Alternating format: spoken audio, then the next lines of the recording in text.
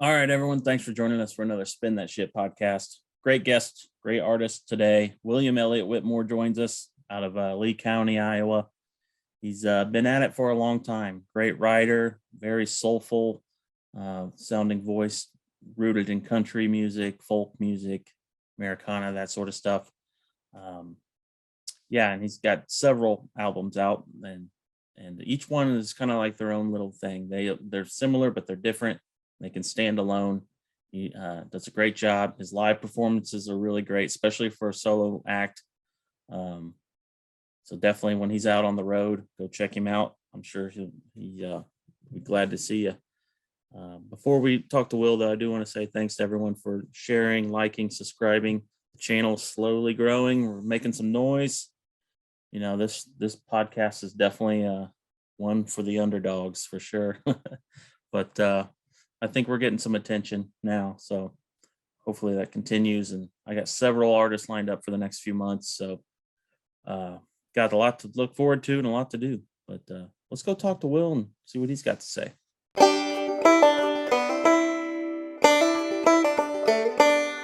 Well, it's All good to right. see you, man. Yeah, it's good to see you again. Welcome to the most laid back, chill show ever. Yeah, no, I really like it, and you've been having some cool people on, and no, I'm honored to do this. I was looking forward to talking to you, and I saw you back in the Lo-Fi Lounge in Indianapolis there a few months back, and Yeah, and yeah, I was glad you said howdy and invited me on. yeah, yeah. It was a good show, by the way. Uh, yeah, normally how I kick these things off for the people that come on for the first time is kind of give us the rundown. Where are you from? How you got started into music and your influences, that sort of thing. You can Sure, start sure. there. Yep. So yeah, my name's William Elliott Whitmore. If you clicked on this, you already know that. But I come from Lee County, Iowa, which is the southeastern part of Iowa, and I live on a farm here, which the same farm I grew up on. My wife and daughter and I live here, and I came from a musical household. My folks listened to a lot of music when I was a little kid, and so I was always interested in singing. And my mom loved Willie Nelson in particular. They loved Willie Nelson and Charlie Pride were Yeah. two of their favorites. And so we would listen to a lot of that. We had one of those big console record players that was like a piece of furniture in the house, like a big console, and it had the speakers and record player in it all in once. And we would listen to records on that. Probably And I'll heavier never in hell too. Oh yeah, big heavy console thing. I mean, like I said, it's a piece of furniture in your home, from the late '70s. This thing was, and so music was always a part of our life. My dad played guitar. Both my grandpas played guitar and banjo, and so music was always there. And I always liked singing, like out in the, baling hay or working out in the cornfield or whatever. I would sing and make up little songs and dumb little things, even when I was a kid. And then, got started playing music when I was about 17 or 18, learning chords on the guitar. Like so many people, you learn a couple chords and, Yep. you think, okay, I could play some Hank Williams songs, or whatever. And, and so it took a while to get going with that. But then, started just, kind of booking my own shows. And I mean, there's a lot. I mean, this is the elevator pitch of it, but Right. Yeah. a lot of, but yeah, started booking my own shows and I never really had any idea how to get started in it. And so I moved to a small city near where I live called Iowa City. And that's where the university is and the writer's workshop and everything in Iowa. And going there always felt like going to a big city, even though it's a small little city really. But they had shows there. It's on Interstate 80. Yep. So bands would come there, it's like this crossroads. And so you could go see shows and go see the Jesus Lizard or go see Big Sandy and the Fly Right Boys or anything, country music to punk rock to anything. And so when I was 18 or 19, I moved there and started meeting people. And this is what I tell any any aspiring musician, anyone trying to get into playing music or any kind of art really. meet people, go to the places, go to the shows, go to the venues, and just meet people. And so I met some of my best friends still at these weird shows, and started asking if I could be open up some of these shows. And I knew enough songs I could play about a half hour or so, and got to know people and opening up these gigs. And then before you knew it, I was hitting the road, and people that were kind enough to let me jump in the van with them. And so then there's playing shows in town, then there's playing on the road. That's a whole other thing. Yeah. So yeah, started doing that, and then yeah, that was about 1999 or so, and then just haven't done anything since. My last real job was I worked construction for a while, and then yeah, that was kind of my last job before Been playing music music, ever and so since. went on from there. That's awesome. Yeah, I love obviously I wouldn't ask you to be on if I didn't love your music, but I like the idea of how you're a do it yourselfer type, stripping it down. It's just all hard work. And that probably all comes from working those fields in Iowa, I'm sure. Yeah, and it's a common thing that I see in a lot of. I mean, you've talked to people. You had like, Devil Makes Three and Lost Dog Street Band and a bunch of cats on here that, and just people that you've talked to at shows that you haven't even had on here yet or whatever. But Right. it's a common thing that runs through it all. Is it's just a very blue collar experience. Some of my favorite bands that I toured with a lot, like Lucero and Clutch and the Yep. Pogues, and but on down to like Tim Barry and Chuck Reagan, and they're just workers. They just work, and that's the whole thing. Is you got to work at it and show up on time, be cool, be nice, the same as you would at any job. I mean, we've all like flipped burgers, or I mean, I worked at a fast food place and done every which thing. But you show up on time, you be cool, you do your job, you grab a broom. If there ain't nothing else to do, grab a damn broom. And so that's how it is with playing music too. And so all those people I mentioned and so many others, they show up and they work, and that's the way to do it. It's a very blue collar existence. Yeah. Yeah. That's the best way to put it, really. I mean, at least for the Yeah, music I like. And I think in general, most artists that have a long sustaining career, that's what it boils down to. yeah, that's what I think about this stuff a lot, and the bands in my peers and that kind of swim in the same waters as I do. There's no meteoric rise. There's no you don't want that. I shouldn't speak for anyone else. I don't want that big hit, that big meteoric rise. I want a long, slow burn, a long, steady hum that, and I've been doing this over 20 years now. And so you keep working and you keep with that steady burn.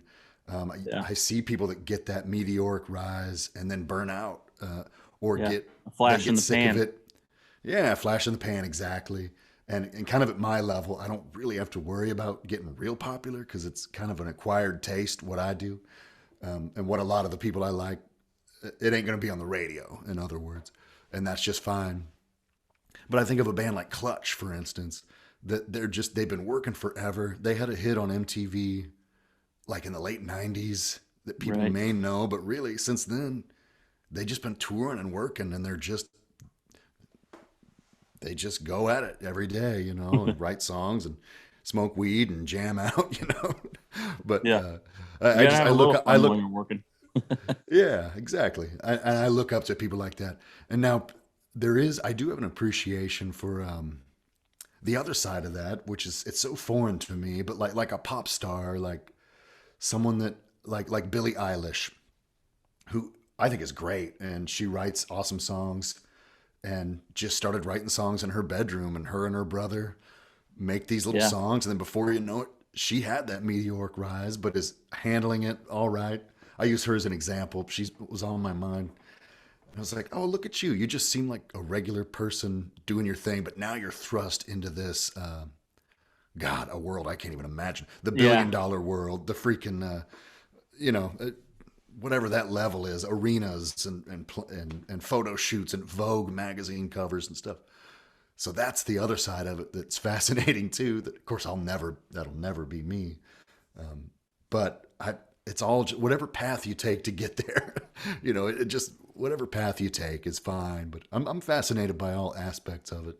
But there's definitely like a punk rock ethos, even in like a lot of the country music I like, and whatever you want to call it, Americana roots stuff. And like I said, you've had these guys on here that we're Yeah. kind of all blurring the lines of what Yeah. that means, and no one's really stuck in one genre exactly. And so that's the most interesting stuff. Right. Yeah. Especially, as time goes on, it's just what American music is anyway. It's just a blend of everything that's been made. Yeah, Some guys get, that's the beauty of it. yeah. Oh, yeah.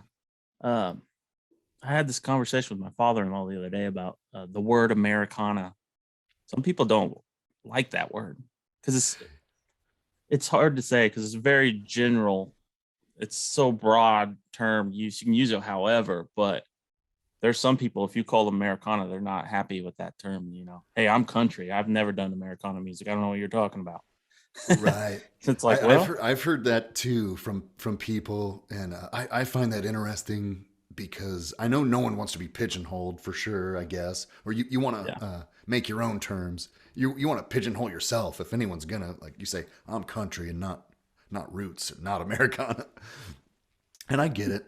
You want to control your own narrative and stuff, right, but it is such a broad term that could mean, I mean, America, man. That what's great is that we are just a mix of, I mean, jazz, blues, and it all starts from there, and then yeah, hip hop, heavy metal, whatever yeah, else, like it's great music, and then I like the idea of cross cultural pollination.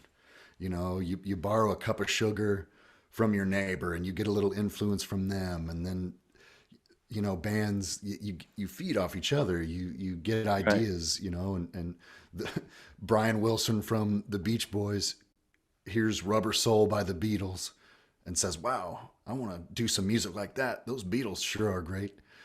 Puts out makes Pet Sounds. yeah, The Beatles hear that and go, oh wow, this guy Brian Wilson from California, let's try to do something like that. So now they've cross pollinated, and it's like kids in Africa that get into the Rolling Stones, Zamrock, stuff like that, and then the Rolling Stones hear that and get influenced by that. And I'm constantly interested in the cross pollination. So within this country, we just have such a wide mix of people that it makes it more possible. And right, I think, yeah, no one wants labels because of that reason. But Americana's tricky because it can just include a lot of things, and I never know what to call myself. I used to call it just folk music. It's about folks. And yeah, just like if I had to call it something, it's pretty much folk music. I guess it's country and blues and this and that. So, but there is a debate, and it's kind of interesting. I don't get too wound up about it. I'm just like, yeah, as long as you're listening to the music, I don't care. But it's so interesting to think about how even back in like the 40s, they didn't even want drums on a country record. Like it was, you weren't even supposed to have a drum on there because it was just supposed to be a string band. And then yeah. Opry before wouldn't even allow drums. right, exactly, Not at and all. then Yeah, and it's like that backbeat. That's a little. You could almost dance to that. That's almost what the devil. That's the devil's beat, man. It might get someone shaking their hips or something, And oh, we can't have that. You got to sit in this church pew and stand and sit still and listen. And so, of course, that's all ridiculous, And then Bob Wills and the Texas Playboys were like, "No, I think we're going to have a drum. We're a dance band, and we're going to have a kick and a snare drum. Thank you very much." And who's more country, like so people that just or Ernest Tubb. Ernest Tubb was an early person like, "Nah, we'll have some drums. We don't need your fucking rules and shit." So the gatekeepers of music that are like, "No, it goes like this." That's right. ridiculous, especially in hindsight. You're like, oh yeah, Ernest Tubb, about as country as it comes. And he wanted to have a drum, so fuck it. But those rules are funny. It's just like, come on, let's I all just think make good music. right. I think what people get upset when they get labeled as Americana is because if they do say a portion of their music is country, or it is country music in general. I feel like they've let pop culture country throw that term at them, because they're not today's country radio country, the Luke Bryants and that sort of stuff, which I can't stand, but that's their money. They're making their living, whatever. But I, maybe I think that's what it would be. It's like they're calling themselves country, when really it's guys like you and Tyler Childers or whoever, that guys I listen to, are versions of country. I don't know. Yeah, They're more I think country than the pop country. I think that they should just call it pop music. yeah, yeah, and that'd be okay, I think, because again, I think you're right that people hear people hear country and think, oh, I fucking hate country music. No, but I Yeah, like Johnny Cash and Hank Williams and the exactly. I old always stuff. tell people that. But and as we know, there's 1,000 modern bands doing stuff like that, like Yes, this and day so and age. it's not some old thing that's gone. There's a lot of us trying to do that still, And so as far as what people call like pop country and stuff, it's not for me, but I get that it's for a lot of people, and that's fine. I used to be like, fuck that shit. And then I kind of was like, well, it's not for me, and that's okay. But it's for a lot of people, and to some people, that is their Hank Williams. And I'll throw out a name like Luke Bryan or something. I don't even really know his. It's not fair because I don't know his stuff really, and I'm sure he's very good at what he does. I'm not even throwing him under the bus because I don't know him or his music. But just as a modern guy that's doing his thing, I feel like I could hang out he's with probably all really those guys. talented. Yeah, they're Hang out, probably go nice fishing, guys. talk about country stuff, and do whatever. But don't put your music on while we're riding around together. Is what I would tell them. Yeah, it's just not. It doesn't strike a chord in me. And now maybe someone could prove me wrong and play one of his songs, and I would go, okay, maybe. So I don't want to be so closed off to it, but it's just not what strikes me. And I think you're right. I think any of those people would be nice, humble people to hang out with, probably. And haven't heard any stories otherwise, but someone like Dierks Bentley, or I don't know. And you just see him like on a Red Bull commercial or something, and like, but hey, get your money, man. Like you said, I got nothing against that. Get that money and have fun. They're probably nice fellas, so I'm not even like throwing them under the bus. It's just an interesting thing to think about. Like, what is country? What is authentic? What are people doing? But yeah, these are the things that are just, there's no real answer to it. It's a matter of taste, And I wish anyone well making music, unless you're a complete piece of shit. I wish you well, because it's hard. Even at that level, those big guys and men and gals, men and women, and everyone in between doing it, it's hard. And so, good luck to you. I see like someone like Margot Price, or like She's killing it. Brandy Carlisle, and the high women, and they're doing so good. And even if some of it's not as much my taste, it's just like, go forth and do it, because it's hard, and bless you. So that's the thing. Thinking about today's Super Bowl Sunday or whatever, and you emailed and were like, that doesn't matter to me, but if you still, I forget, when we scheduled it, we weren't. Yeah, I wasn't thinking about it because it doesn't matter to me either. And it's the same thing with like sports. I don't. Nothing about it strikes me. It doesn't hold a place in my heart at all. But for the people that do love it, like my brother who fucking loves football, it makes him so happy. And I'm like, dude, I can't fault that. I don't, I'm like, it doesn't strike me as anything.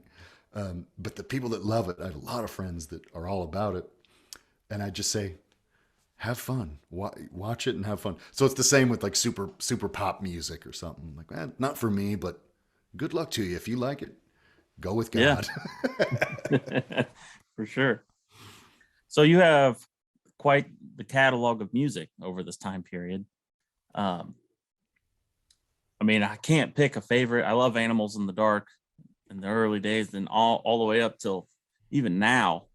And I feel like each record's a little different in its own way. It's its own little thing. I mean, you work off other projects, but it always seems like it's new. I feel like some artists get stuck in that groove and it worked for them, then they just keep reproducing it. Uh, Yeah, that's another thing I think is so fascinating is like how art changes, how music changes.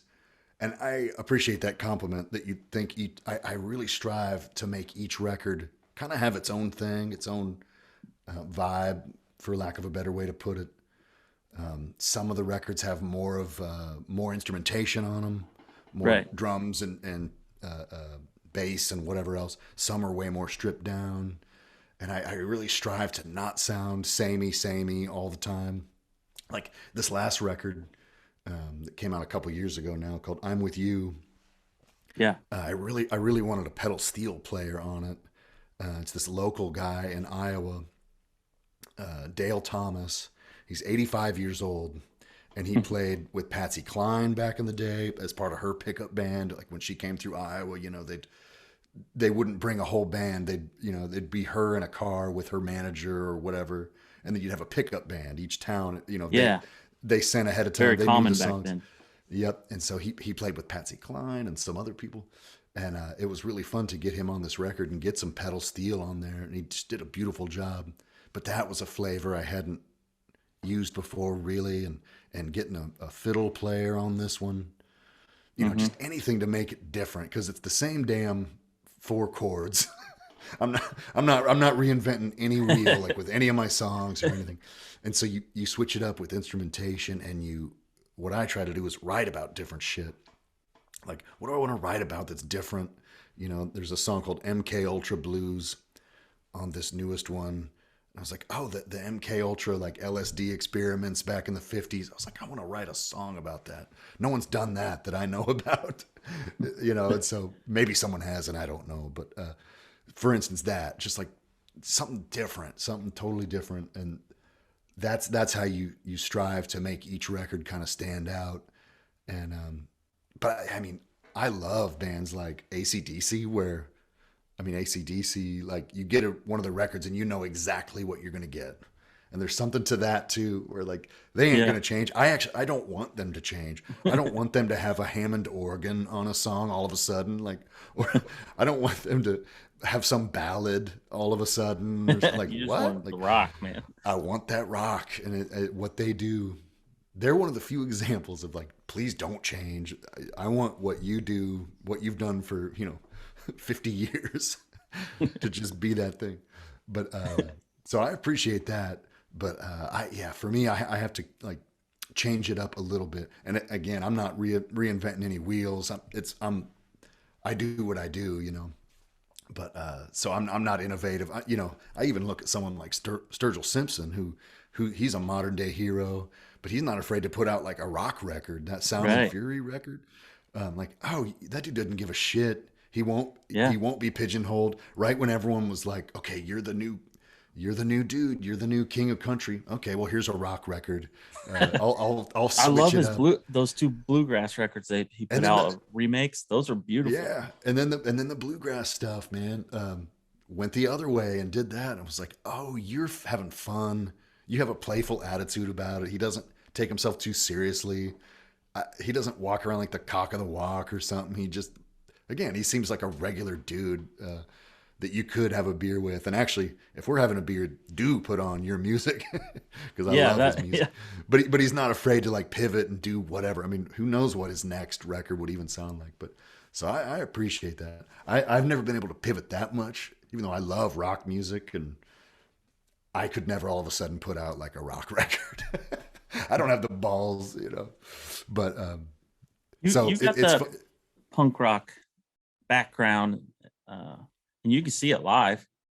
I feel like that aggression, kind of almost aggression there. Then when you're kicking on that drum, you're just going to town on something, depending on the song. Then yeah. you'll There's even that have that there's that attitude energy. sometimes.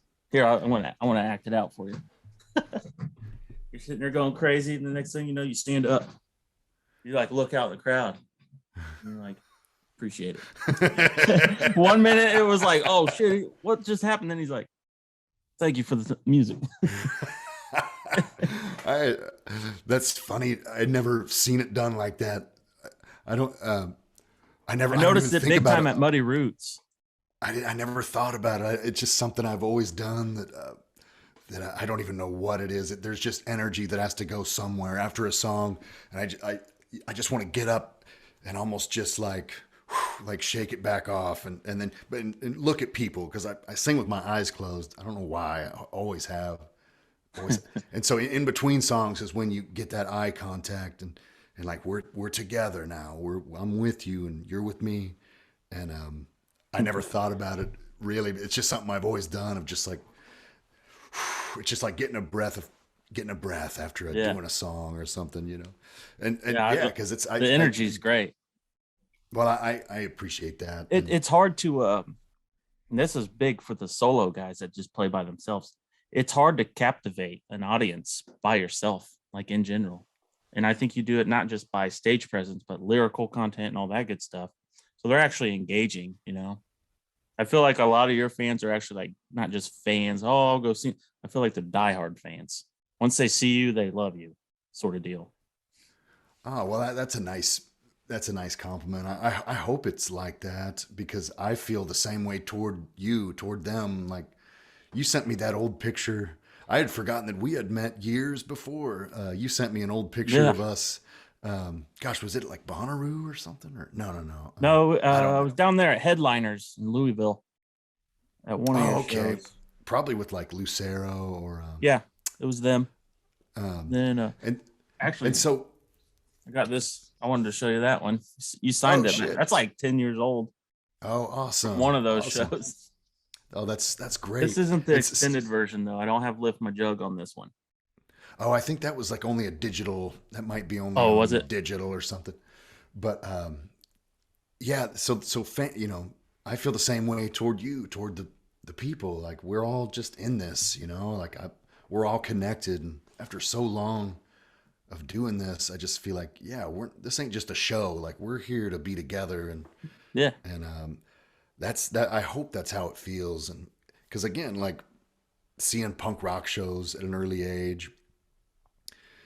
Um, had that effect on me and bands like Fugazi and stuff like that that just really made it feel like an event and I always wanted to carry that with me and really just like this show ain't like tomorrow's show and it ain't like yesterday's show. Every show's different because all the people are different and that energy is important. And yeah, it is hard to stick out as a person by yourself. And so a long time ago I just realized like I have to really scream and holler and and make a spectacle. And when I do shows and no one knew who the fuck I was, you know, I'm opening up for some bigger band or whatever, and like, okay, I got to leave an impression and really make them want to listen. And so now, even if people are listening, I'm still just screaming. I got to learn to like settle down. Like they're listening now. You don't have to holler your head off, you know. But it, it's an important thing to get connected to the crowd, and I just feel like yeah, we're all family here. We're all friends here now, and it has to be that way. Yeah. Music. Music is one of the, I mean, especially with all the turmoil in this country the past few years, music can just bring people together in so many ways. I mean, it's changed my life, obviously. I mean, I wouldn't have made this podcast if I wasn't obsessed with music in general, but um, Yeah. No, it's a good thing, and it comes across like when you talk to people on here, it comes across, and yeah, to me it's magic. To me it is. I don't really have religion, but if I did, it's music, and it's this invisible thing that you can't really describe why something makes you feel the way you do, way it does. Man, I was listening to do you know Jimbo Mathis and Andrew Bird just put out this record? It's uh, called These 13. I don't know a And I, lot about it, but someone recently turned me on to Andrew Bird um, this past summer. yeah, and his stuff is like he kind of does a lot of different kind of things. You know, he plays the violin and he's famous for his really his whistling. He can like whistle beautifully. Like that's just one. But he also sings beautifully and plays violin beautifully. But he teamed up with Jimbo Mathis, who's from Mississippi, who basically does a country roots blues thing. He played horns in the Squirrel Nut Zippers, I think. Played a Oh, okay. horn in that band, I I've seen think. them. Uh, but yeah, I liked them back in the day. But Jimbo Mathis is kind of this roots Americana fixture. But him and Andrew Bird just did this record called These 13 last year, and look it up if you want. But it's got some songs on there that just move me in certain ways that you can't describe. You know, to your point about music being the thing. You just like I can't describe it, but that song just hits me in a certain way. It almost like might make you cry or make you laugh or make you think or whatever. And like, oh, that's magic. That's magic right there. But yeah, check out These 13 by Jimbo Mathis and Andrew Bird. But there's so much good new stuff that it's hard to keep track of, you know. Yeah. Yeah. Yeah, we throw a lot of those labels around that we've been talking about. There's one that though I feel like sticks with you and your voice more than any other country folk type Americana acts, and that one is soul. Like you are a soulful voice. Your Bill Withers cover, that one make your hair stand up on your arms, you know. And a guy like Oh that, man. he's hard to somebody that's not, you know, I wouldn't go there. Is what I'm saying. Like, if you're not a very good artist or singer or what, I wouldn't even try to cover that song. But you did it justice. So I wanted to point Oh, that out for anyone listening. You should definitely check out that because that one really pulls out the soulness in your voice. oh, thank you. Thank you. Yeah, that probably did. That probably was ostentatious of me, actually. Now that I think about No, it, I'm glad you did it. because he's such a legend, you know, and that song's been covered, you know, plenty. But I just love it so much, and it's those guys that I want to. A lot of those type of vocalists that I always wanted to emulate, you know, along with great country folks, you know, and you know, Ernest Tubbs, one of my favorite vocalists. Roy Acuff is another one. But Bill Withers and a lot of, you know, like Ray Charles is another that has like a timbre that I wish I could emulate, you know. But it's tricky. You know, you have to make it your own. You can't. It's not about, you know. We're all learning from other people, but it starts to get tricky. Like I'm not trying to copy anyone or whatever, you know. But I mean, I couldn't anyway. Like I can't fucking sing like any of those guys, even if I tried. I wish I could sing like fucking Dean Martin, but I can't. You know, like so you kind of make your own thing. But I appreciate that compliment because what is music without soul? I mean, something bland and just like you hear it in an elevator and you don't even care. Like what good is that? You know. It's just like a manila envelope taped to a beige wall. It's just nothing. You know, it's just Plain nothing. Jane. Yep. And so it could be any genre. You can be soulful in any genre.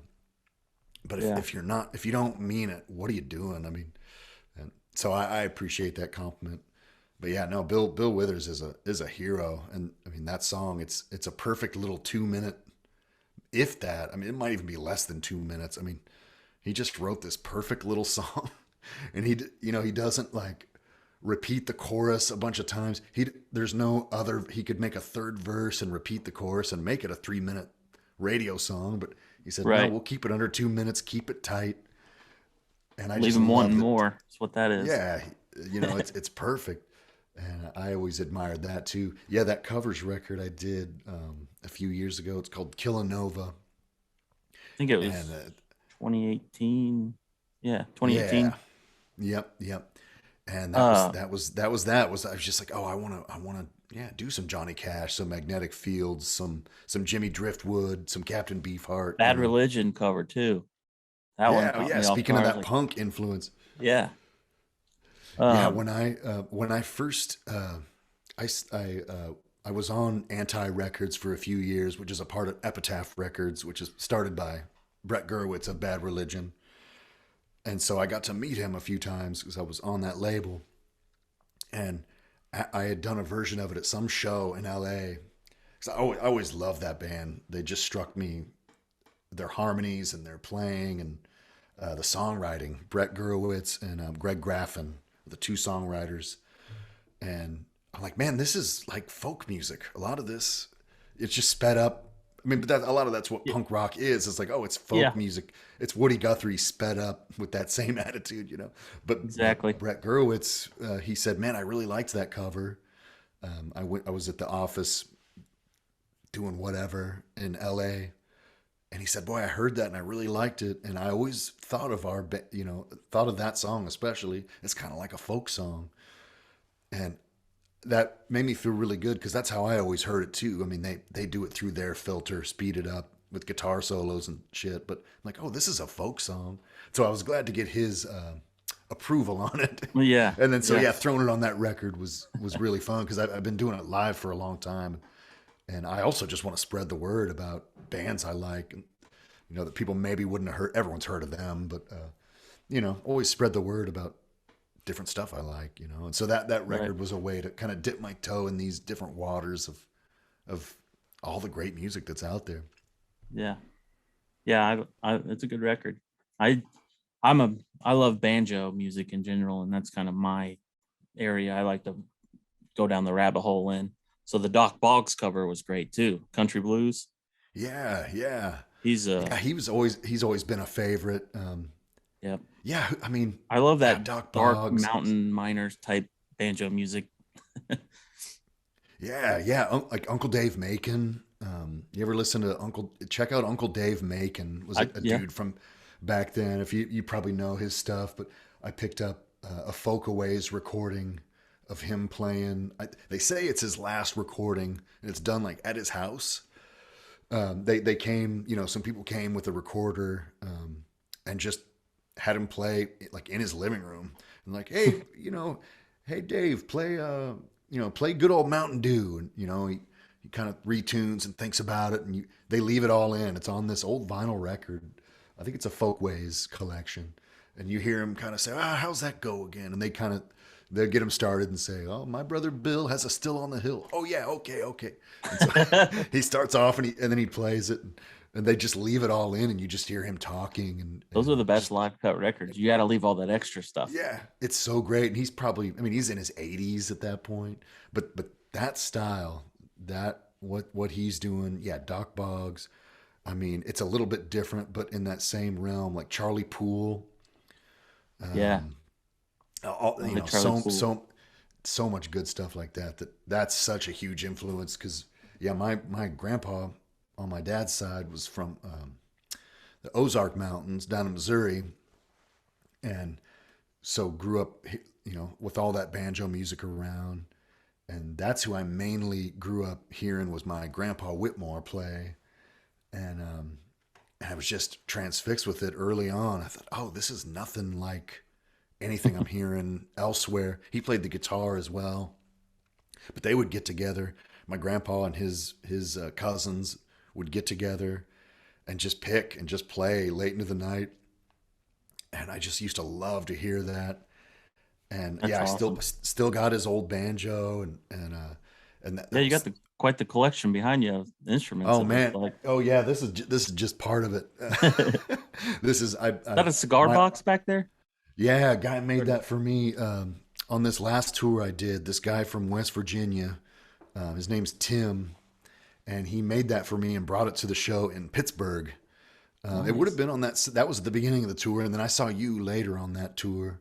It was But he towards brought the it to me, end. and Yeah. he brought it to me in Pittsburgh, and this nice guitar box banjo that plugs in and everything, and brought a couple joints, a couple joints in a guitar box banjo, or a cigar box banjo. I mean, and I don't care. I guess you could bleep that out, but whatever. He came bearing gifts, and it was just real cool. One time he came to he's been to a bunch of shows. He came with a raccoon penis. And Wait a it's a minute bone. now. It's a That sounds like bone. something I would do. I pass them out as gifts. Yeah. I'm a So taxidermist. Oh, so you know of which I speak. You know Yeah, that oh it's this yeah, little curved. It's the They have a bone. There's an actual bone in it. I didn't know that. My dad grew up trapping, and we grew up trapping raccoons and stuff and selling the hides. yeah. But I didn't know. I didn't never realized that there's an actual bone. So he hands it to me. It's this little curved bone. What the hell's this? Oh, it's a raccoon penis. Or he called it a West Virginia toothpick. That's what. Yeah, But and so uh, whatever state you're from, you could say, Indiana toothpick or whatever. But I got he's one just an that interesting guy. I got one hanging off the rear view mirror of my truck. And then when I have my Stetson hat, there's one right here, I tune love pecker. it. People can ask, what's that, and give them a little story. So Yeah, he brought that one time, and then yeah, this cigar box banjo, and see that's what I mean. Like you get connected with people that you meet a bunch of times at shows, and it's just really cool. And so yeah, so I got yeah, guitars and banjos that I've even inherited or bought over the years or got given to me or whatever, and so it's a good thing. But yeah, that old time banjo music, that's what strikes me too, and I'm always trying to emulate what those guys are doing while still pushing it forward a little bit. This goes back to what we were saying at the beginning. Like I don't just want to rip stuff off. I want to push it forward a little, do it through my lens, But right. yeah, man, Uncle Dave Macon. There's this guy, Dan Gellert. Do you know Dan Gellert? I don't know that name. Is an old time guy that you might dig. There's thousands of them, but yeah, Doc Boggs. That's a hero right there, man. Yeah. Later this week, I'm going to And talk to Dom Flemings. He's been oh on shit, before. yeah, yeah. Oh, that's And great. since he's already been on, we've talked about his career in music and all his achievements and things. This one's strictly just going to be a history lesson about banjo, different styles Oh, of that's play, where great. they originated, all that. We want to go down the rabbit hole. And obviously, And that's a dude that I can might have to do be it. like a 10-part series, but, but yeah, it oh, should be that's a good. Oh, that's amazing. I can't wait to hear that because we swim in the same waters, but I've Yeah. never actually like spoken to him. And just a music historian, banjo historian, and in so many ways, I would actually love to hear that. That'll be really cool. Because yeah, that Carolina Chocolate Drop stuff, and then his stuff on his own, and then Rhiannon Giddens, like all her stuff, and there was another guy in that band, the Carolina Chocolate Drops, Hubby Jenkins. Yeah, Hubby Jenkins, I think, was another player in that band. But they would experiment with these different tunings and weird like double C tunings and talk about it on I'd see some live thing and they'd be like talking about it and I think, oh, I want to try that. I want to try that weird tuning. So on this last record, I was trying a bunch of weird tunings and shit. But it's because of those guys. Like, but Dom, I mean, yeah, he could about tell you everything, the whole history of the damn. I bet you he could make a list of 50 artists from that time that I never would have heard of. Oh, yeah. He'd say, hey, listen to these. Like Gus Cannon. He No, wrote Gus. yeah, so I only know that name because Dom Flemons wrote this article in that Oxford magazine, the Oxford Music Magazine. I think they only come out once or twice a year. And Dom Flemons writes articles in there. And he wrote one on Gus Cannon. And it was, had to do with blackface and minstrelsy. And he really tells a whole historical lesson in it. But he turned me on to this guy Gus Cannon, but I bet you he could tell you 100 other people you should listen to that just obscure artists that I never would have heard. Right. That'll be cool. I'll have to tune in for that. There's all kinds of there's one documentary and Dom's in it. I think it's narrated by Steve Martin. I think it's called Give Me the Banjo, or I got it somewhere. I can't remember what it. That one's good because it covers a lot of different styles and goes through the history. And they do a really good job piecing it together. It's great to watch. I recommend that I would one. love to check that out, I especially think if they Steve covered. Martin has something to do. Yeah, I think he's like does the commentary and some interviews. Oh, cool. But Yeah, I'm pretty sure Gus Cannon spoke about him. Charlie Poole and those guys are on there. Uncle that's Dave, awesome. I think he's Yep. on there. He kind of goes through a list. Oh, that's great. I'll have to check that out. Yeah, huge admirer of Steve Martin. Uh, Obviously for his comedy and also banjo playing, but one of the greatest comedians of all time too. But I always loved hearing them old records of him doing bits, and then he'd put on a banjo. I remember hearing that for the first time when I was a kid, some old comedy record of his, and all of a sudden he's playing the damn banjo. And I'm a kid, so I don't know. I'm like, oh, I know him from movies and being funny, and these are his old records. Like, oh, dude can shred on the banjo, man. Yeah. And like, it wouldn't be funny if he wasn't that good. I mean, he uses it to great comedic effect in his act because he can shred. If he was only kind of good, it wouldn't even be funny. He Yeah. says on one of his records, he's like, I always thought Nixon, Nixon would have been saved, but if Nixon could play the banjo, that would have saved him. People would have liked him a lot better if Nixon could play the banjo. But then he's like, here's a little Foggy Mountain Breakdown, and he goes into it, and you're like, oh man, oh, you're a world class, top tier musician. So of course now he's gone on to make records and Steve Canyon Rangers, and he's won Grammys with his records with those guys. Yep. He knows some shit about the banjo too, for sure. Yep. I'll have to check that out. He, I noticed when he did go touring around with Steve Canyon Rangers, they had to make sure in the description that this is strictly a musical show. He's not doing comedy here. Like people Yep. must have thought, oh, it's going to be a comedy show. Like, Yeah, with maybe a tiny bit of music, but it'll mostly be comedy. Like, no, yeah, no, this is a show. We are playing. He might occasionally say a funny thing in between his songs or something, but it ain't a yeah, comedy show. I That's funny. I bet it was really important to him. I bet that was important to him to really make that distinction. Like, hey, this is just about the music. That's yeah. pretty funny. So you're about to hit the road, right? You're heading west, I think, soon. I'm actually kind of going, well, yeah, Colorado and then down through Texas and Oklahoma City and Arkansas. Yeah, for Just about a got week and a back from half. Arkansas yesterday. Oh, nice. Yeah, doing Little Rock down there, which I haven't been in a long time. And yeah, a couple days I leave to do, like I said, yeah, Colorado, Texas, Oklahoma, and Little Rock. It's a place called the Whitewater Tavern. That's a Real kind of famous little joint.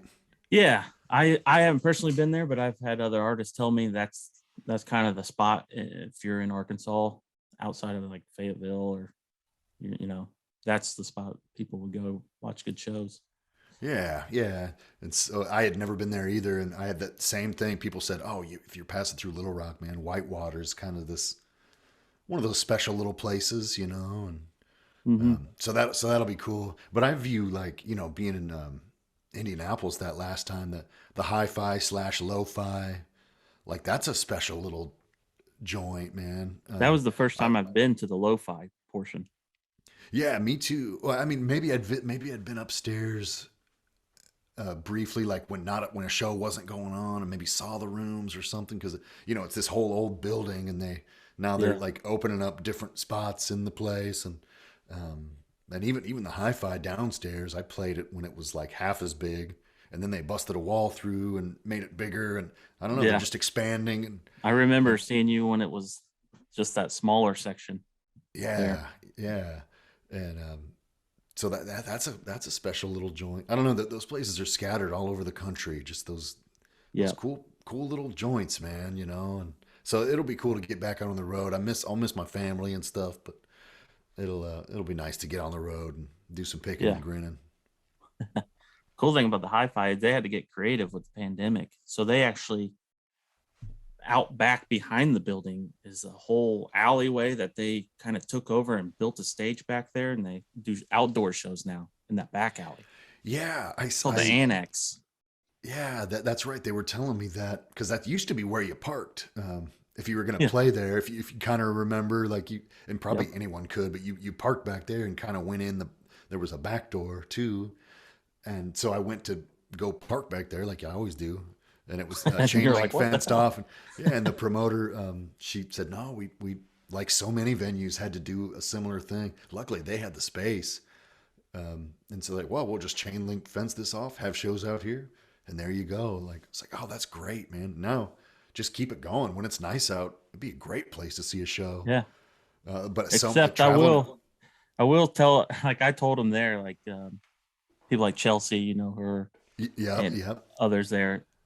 I know like Matt Heckler played those earlier bands when the sun's coming down. It is beaming them right in the It just face. perfectly, He's like, all my instruments are out of tune, and because of this, like melting them in the just sun, like and you through a can't magnifying see. glass. It's just the buildings, everything's perfectly situated that it just burns you right in the eyes. Yeah. That's funny. Like, They need wait to 10 do more like an minutes. It's awning going to on. drop behind that building. Then you'll be fine.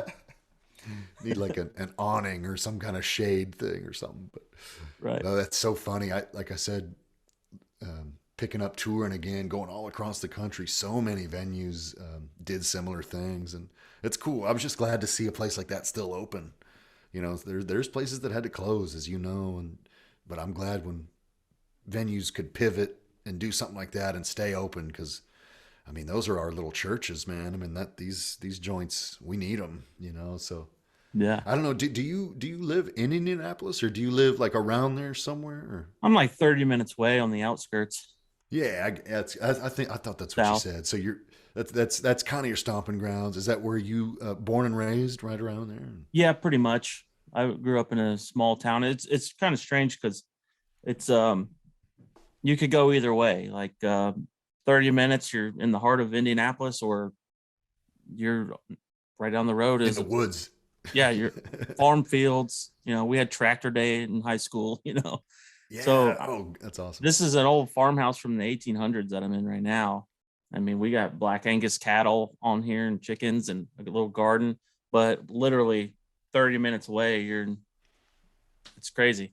It just Yeah, hadn't that's really kind of developed perfect. right here yet. Yeah, good. I mean, that's kind No, of I love it. perfect. It's awesome.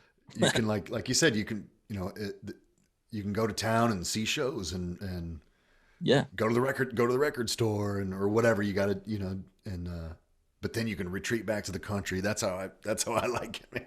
I get to the city when I Yes. need to, but then I can get back in the trees when I need to. I Yeah, yeah, it's a place I love to visit, but I could never live in a city. There's no way. But yeah. I like going and exploring and hanging out and seeing all the Yeah, stuff. yeah. Go to the record shop and bookstore and all that stuff. Did But you yeah, you mentioned you went over to the Square Cat Vinyl that night? yeah. That's yeah across the street from Yeah, the they just redid Hi-Fi. all that. It's a nice little place. Yeah, I was gonna say it's like man, some of this looks different even in the last couple years since I had been there. It's Yeah, really just I changing think a this lot and looking past different. year they revamped the whole thing. It's got a retro feel Yeah, and there's like a coffee shop in there and shit coffee now. shop, and then they built that little stage in the corner. It's great. Yeah, yeah. I picked up a couple. What did I get? I got a couple Rolling Stones records and maybe a Nick Cave record or something. I forget. Oh, I got a Lead Belly record, That's what I was going to say. Was somebody an, an old Lead Belly record that I some of the songs I hadn't heard. There was a song called Hitler Song. really? I think. I don't know that one. Well, I hadn't heard it either. Of course, he's basically saying "fuck Hitler" like back in the the 40s or whatever. Yeah, exactly. So, which of course, I mean, yeah. But I was like, oh, that's fucking awesome. So yeah, they got great records there. But that's the reason to go to town is get some of that stuff, see people, see shows, and then you can get your ass back to where you got some trees and some chickens and stuff. That's how I feel, man.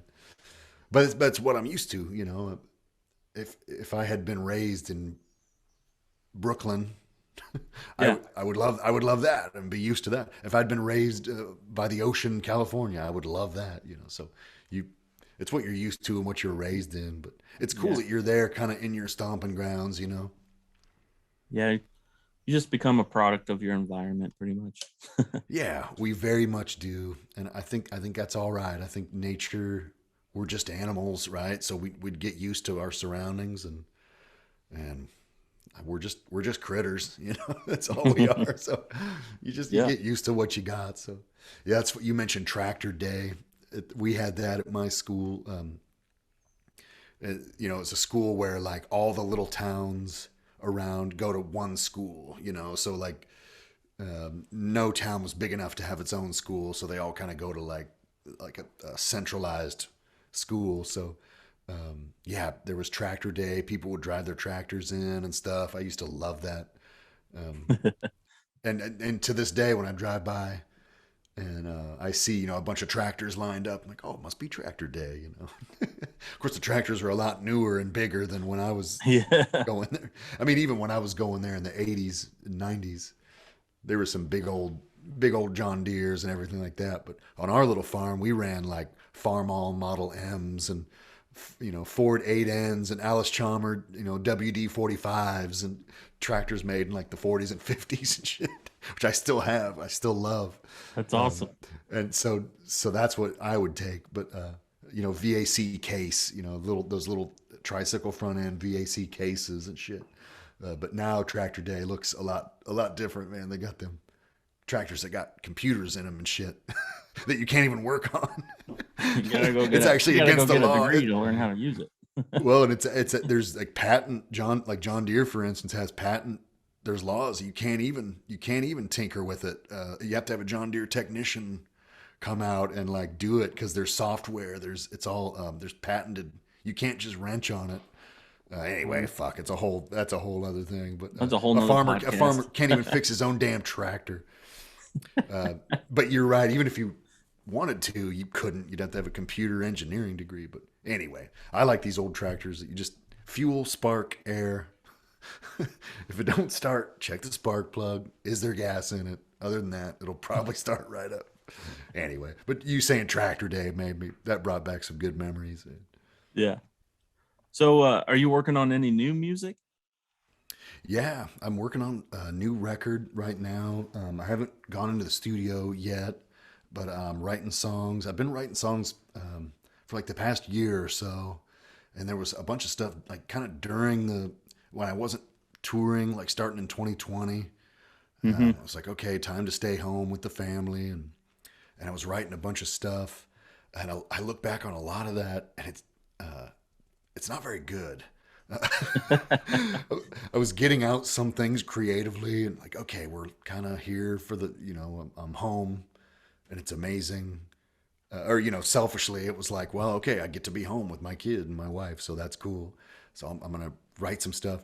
And a lot of it was not very good. And so now I'm revising, I'm going back and kind of like retouching some stuff and working on some new shit. It's important to know when what you've done isn't that good. Uh, it's an editor. I don't have a band. Someone else in a band to go like, dude, that's not that good. Like you need that friend that Yeah. asshole friend that's like, I don't know if The that's your honest best. truth. Yeah. And so I don't. I'm just by myself, so I don't have. I have to like be my own editor. So I've been writing a bunch recently, getting ready to record here sometime. And so yeah, always trying to work on new shit and get inspired and like I was saying, come up with new angles, new ideas, new things. It's kind of exciting. It's kind of a cool place to be creatively, just to be able to come up with some new shit. And so, but yeah, in the meantime, I'm touring on that record that came out in 2020, which is still new to a lot of people. So I'm Yeah. kind of reintroducing that to people still, and it's been fun to get out and play a bunch of those songs too, and because like I said, I mean, even a year and a half old, it's still new to some people. Some people still don't even have it yet or whatever, and so. But it's cool to work on new shit though too. I always want to be moving forward a little bit. Right. For sure. Yeah, I'm looking forward to it. Would you say it'd be this year by the It, time you record it, or? no, the way it's so strange how it works. By the time I even get in the studio, which won't be for a little while, then it's like months after that. Even then, Yeah. a label wants to put it out or anything. It works on this slow timeline. You've probably heard people talk about this before. I bet that by the time a record comes out, I mean, to the artist, it's a year old. And Exactly. they're already kind of maybe moved on to the next thing. Because it just takes time, a label or whatever, and that takes time to like press the records and stuff. So yeah, probably wouldn't be this year, unfortunately. I Okay. this model of I see it. Speaking of like pop music again, and just a lot of music in general, people putting out singles again, like just putting out like a new song by whoever, and it's like what they used to do back in the 40s and 50s and 60s. If you just get a 7-inch record with a song on one side and a song on the other, Right. and full length albums weren't a thing till later, maybe even the late 50s or 60s, where they, well, let's put like 12 or 13 songs on a record and make a 12-inch, But for a long time, it was just singles. And now people are doing that again. I mean, not on vinyl, although people do that, but just releasing a song digitally, like one at a time. And I'm like, oh, Yep. that's a thing that's happened. I can never think like that. I have to think in terms of an album. Like I would never just write a song and then put it out.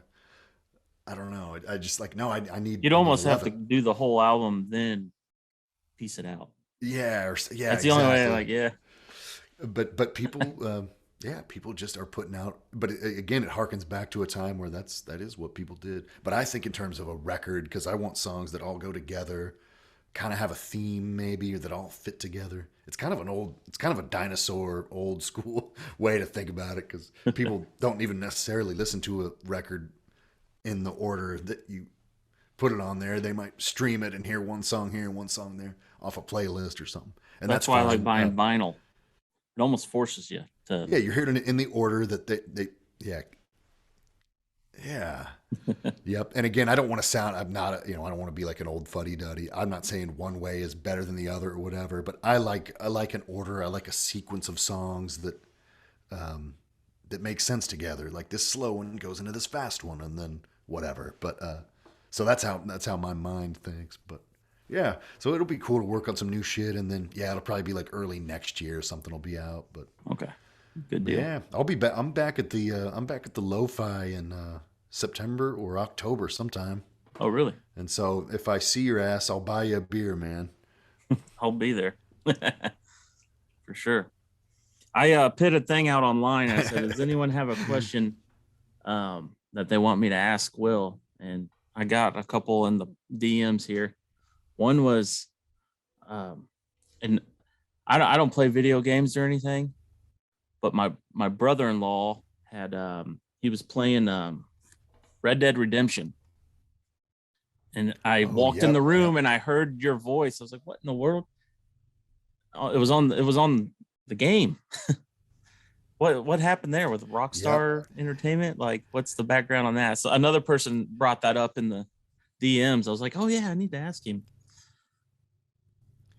Yeah, yeah. So that's funny because I don't know much about video games either.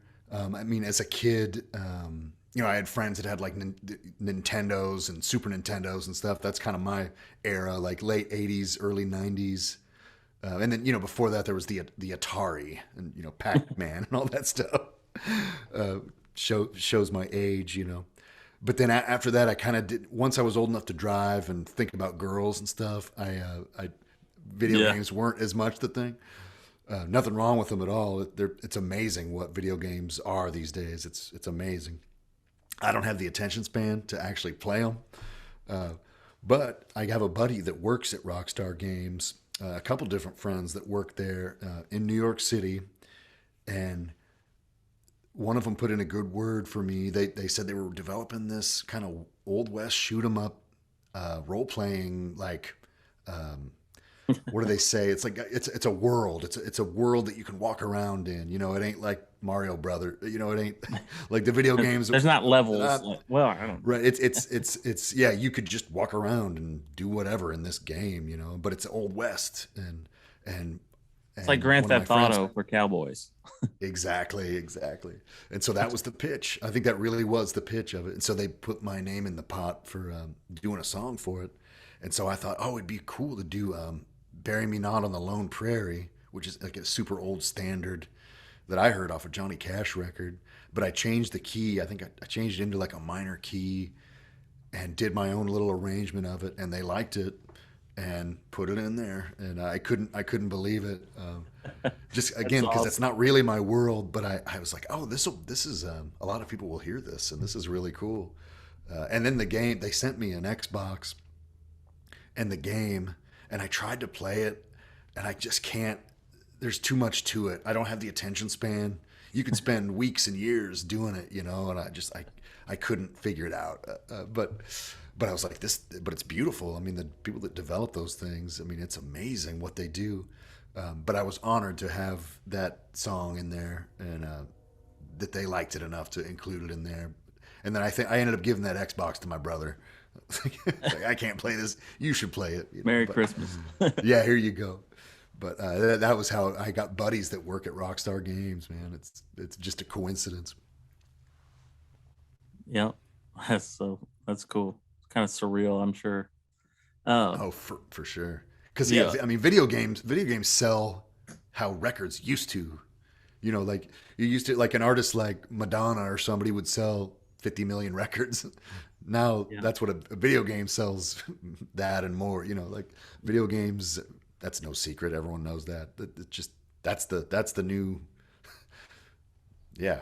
That's what everyone's buying, and so it's such a wild thing. Now there's bands and like hip hop artists, and they're like in the game. You can like be be ASAP Rocky like in a game or whatever, or like it's such a crossover thing with music and video games. I doubt I'll ever do anything like that again, but if I'm asked, I would put a song in something. But it's such a surreal thing that video games have kind of taken the place of a lot of stuff. yeah, in a way. Yeah, for sure. The other one was you're still on the family farm. Is this the house that you have the silos attached to that you're living now, or Let's see. I think maybe they might be talking about. I used to live in a corn crib, yeah, um, that's right. and that's actually down the road. That was on my grandma's place, a couple miles down the road, where I had made a corn crib into a cabin, and so it's not like a silo, not like a big long, grain silo that you're thinking of. It's like an old time corn crib that's like a rectangular building on stilts that they would dry ears of corn back when harvesters, it didn't even shell the corn. Like, you'd go through the rows. It'd be like a 2-row picker, and it would harvest the whole ear with the kernels on it. And then you'd store it on the ear, and you'd shove it into this building that had slats in it so that air could get through it. And yeah, just this like rectangular building that was built in the 50s by my grandpa.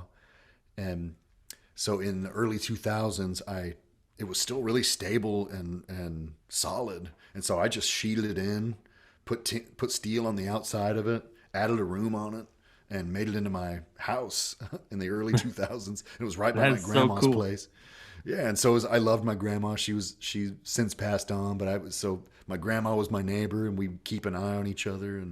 And I had a wood stove in there, and I eventually put electricity and a bathroom in it, and it was pretty cozy. And then I met my then girlfriend, my now wife, moved in with me, and I had an outhouse for a bathroom before I had Yeah, actual plumbing. And so my new girlfriend, or we'd been together for like a year. Like, well, she wants to move in. We'll move in together. And so she stuck with me through having an outhouse in the that's wintertime a and good everything. girl there. Yeah, And she was a keeper. I say it every time. I'm like, that's how I knew she was a keeper. She toughed it out, and she's a that's how you farm knew girl. she loved you. Exactly. And she's a farm girl too. She's no stranger to hard living or whatever. So then eventually, yeah, I put in a bathroom and stuff. But so now we got married and then had our daughter. And so now I live in another house down the road. The actual house I grew up in is where we live now. And my brother lives in my old corn crib. So Oh, that's the cool. same one I gave an Xbox to. Uh, my brother John lives in that. So it's in the family, and it's right there on my grandma's place, but it's right down the road. And yeah, I loved that place, but it's not big enough for a family. It wasn't. It's more for a Yeah, bachelor. So my yeah, brother lives there. But yeah, so that's the old corn crib's still kicking, man. I love that thing. I had a good time. Because yeah, I worked construction for years, and so I knew how to make knew how to do it, yeah. and make a building square and level and add it on. But like I said, it was mostly there, and so it was kind of cool that it was my grandpa's. Built the original structure to store corn in. So it's kind of like adding on to what the family, adding on. It's like playing your grandpa's old banjo or anything, or you using an old tool that like your dad used or mom used, or like, like I get off on like, oh, this hammer, something simple like this hammer was my dad's, and he's gone, but I can use it, and I don't know, How things many live on nails of like this that. thing drove? Yeah, or like some old hatchet, some old, or just a tool, just anything like.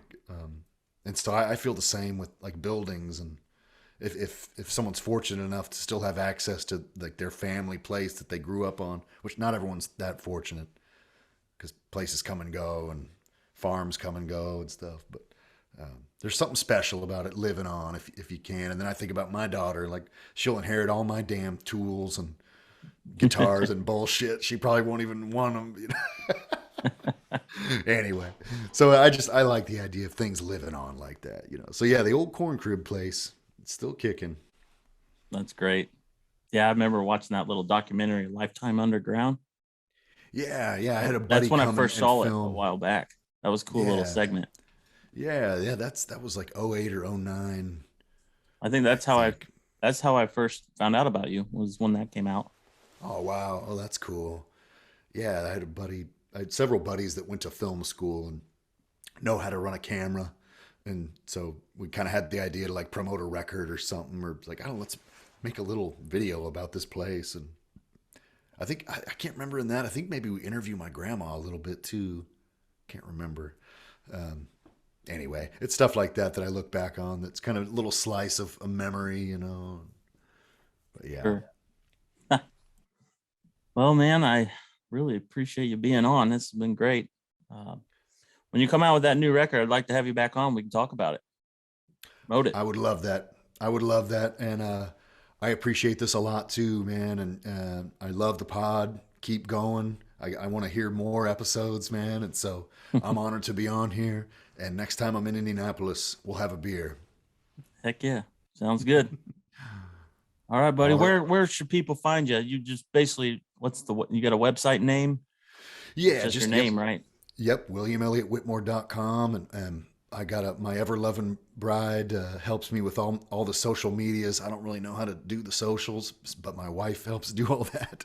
So if you send a message on Instagram or Facebook or something, I might not see it because my wife helps me try to see that stuff. But anyway, it's you can Google your way there. But it's, yeah, my website's WilliamElliottWhitmore.com.